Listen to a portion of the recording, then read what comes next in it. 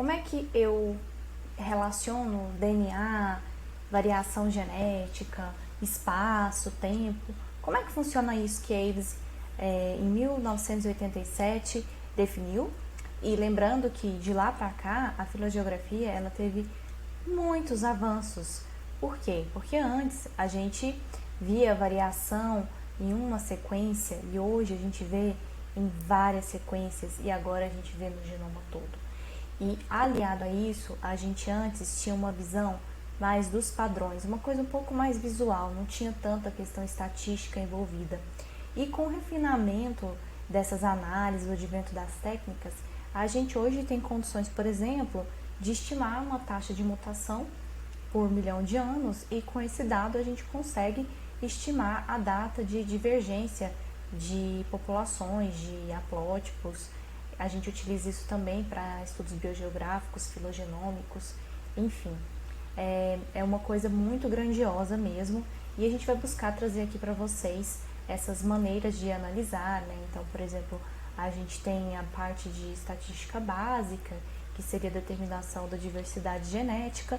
A gente tem também, por exemplo, estimativas que nos permitem verificar se essas populações estão em expansão ou não, ou estabilidade, né? E a gente também pode verificar cenários. Então, será que para essa espécie aqui, para esse local que eu sei que ocorreu uma retração, será que isso deixou um sinal no meu DNA? Então, eu vou testar essa hipótese aqui. E aí você pode criar vários cenários alternativos e testar essa hipótese, ver aquela que explicaria melhor os seus dados, né? Dentre as que você testou, sempre lembrando que a gente tem que associar ao máximo de análises possíveis, né? Que a gente consiga extrair essa informação, porque imagina, filogeografia, gente, eu não cheguei a falar, mas a escala de tempo é gigantesca, então falando aqui agora. Então a gente está conversando de milhões de anos atrás. O que aconteceu milhões de anos atrás que deixou uma marca no DNA e que a gente pode explicar a partir de eventos que ocorreram lá, né? Só que é um quebra-cabeça, porque você estava lá? Não, eu também não. Então, a gente tem que ir atrás de registro fóssil, a gente tem que ir atrás de pólen, registro polínico também. A gente precisa entender o que aconteceu nas oscilações de temperatura, então a gente vai atrás dos registros de oxigênio. Tudo isso pode ajudar a gente a entender quais eventos deixaram essas marquinhas. E aí a gente tem então essas pegadas de DNA no tempo e no espaço. Mas vamos aqui para um exemplo de um estudo filogeográfico hipotético com a espécie mandrágora. Para quem não leu Harry Potter, vá ali que você vai entender do que eu estou falando. Mas essa espécie foi recém-descoberta agora no Nordeste brasileiro. E aí, gente, ela ocorre em Mata Atlântica, no litoral do Nordeste. Então, eu não sei se vai dar para filmar o mouse aqui, vamos descobrir agora.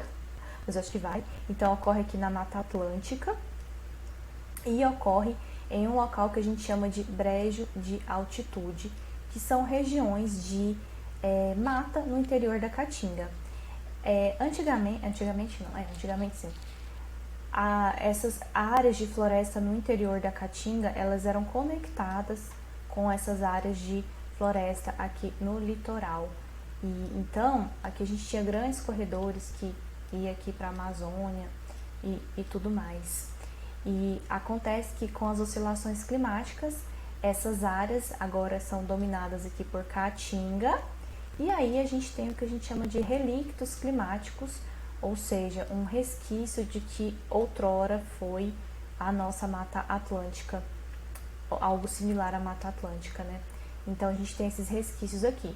Enfim, então a gente tem espécies que são endêmicas aqui e que ocorrem aqui também, mas que aqui a gente tem uma barreira ecológica, porque aqui é outro habitat, né? Não tem nada a ver com o que acontece aqui ou aqui.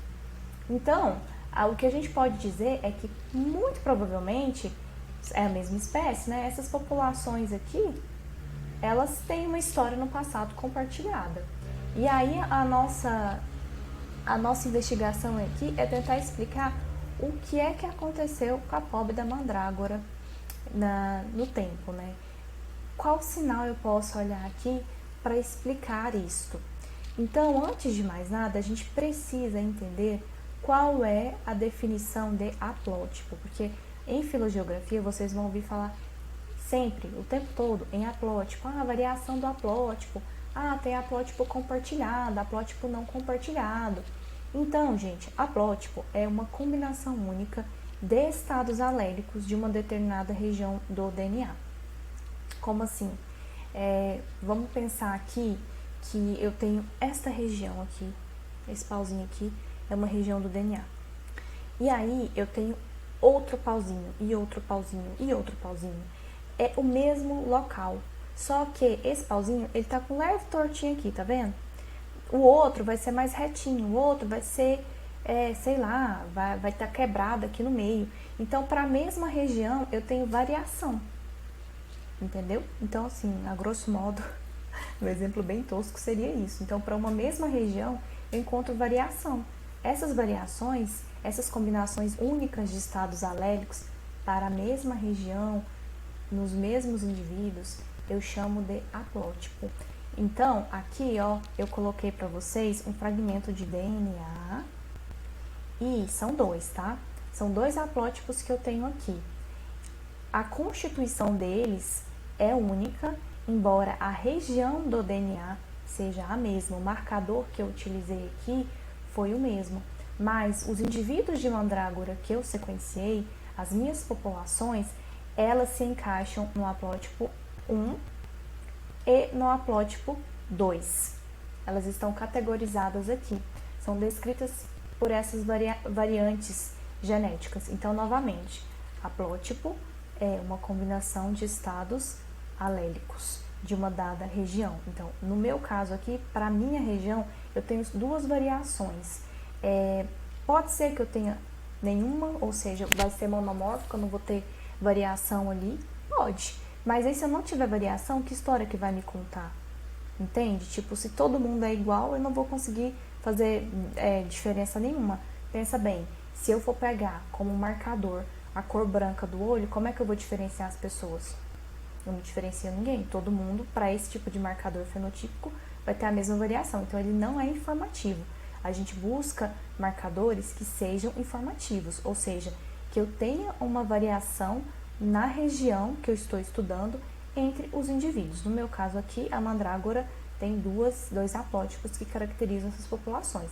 E o que nós observamos é que existe uma estruturação, ou seja, eu tenho uma distribuição aqui da variação genética, estruturação geográfica, e outra aqui, completamente distintas. Então, o meu haplótipo 1 ocorre predominantemente nas populações do interior, né? Ou seja, brejos de altitude ou aqueles relictos de Mata Atlântica que eu havia dito, enquanto que o meu haplótipo 2, o haplótipo cinza, ele ocorre aqui no litoral.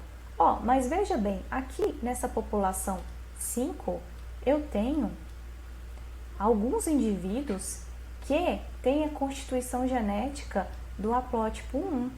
Então, o que significa essa pizza aqui? Essa pizzazinha que a gente geralmente vê nos trabalhos de filogeografia é a representação, a fatia da sua população, quantos indivíduos aqui correspondem ao haplótipo 2, quantos aqui correspondem ao haplótipo 1. Então, você vai fazer só uma pizza de frequência, tá bom? Um gráficozinho. Geralmente o programa não te dá isso, você vai ter que construir.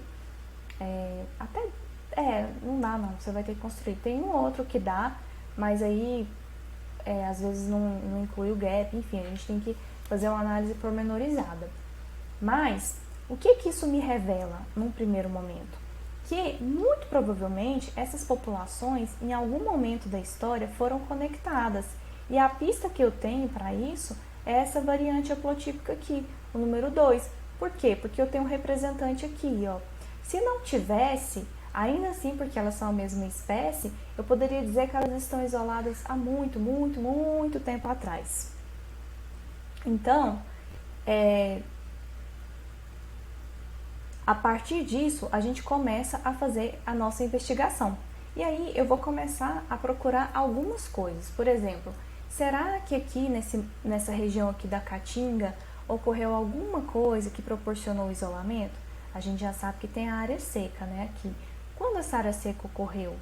Será que bate? Então eu posso fazer uma datação, que eu digo, dos meus haplótipos para verificar quando que a gente teve um ancestral comum mais recente dessas amostras, não significa que é da espécie, são dessas amostras que eu tenho, e a partir dessa data e as datas de divergência, eu começo a buscar na literatura aspectos biogeográficos, histórico de algo que ocorreu nessa região e que me ajude a entender a história filogeográfica desse grupo de indivíduos.